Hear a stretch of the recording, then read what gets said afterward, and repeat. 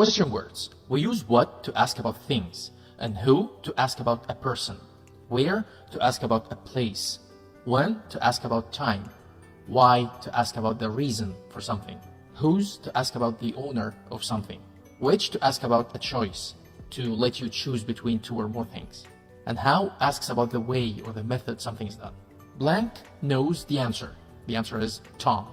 Tom is a person, so we ask here with who. Who knows the answer? Tom. Blank, did you buy a bag, which is a thing, so we ask with what. What did you buy? A bag. Blank is my key.